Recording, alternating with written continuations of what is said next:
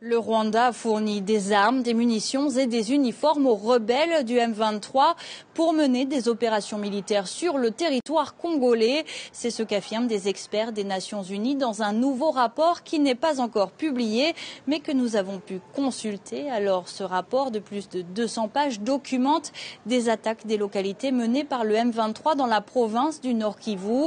Et les experts onusiens disent avoir collecté des preuves substantielles démontrant l'intervention directe des forces rwandaises en RDC. Alors ces preuves, ce sont des témoignages des habitants des localités attaquées et de la société civile sur place, mais aussi des photos prises sur place et par drone.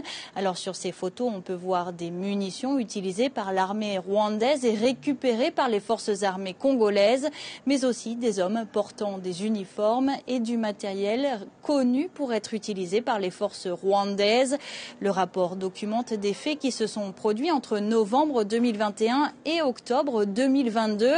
Alors c'est un rapport très attendu ici à Kinshasa car les autorités dénonçaient depuis plusieurs mois le soutien rwandais aux rebelles du M23.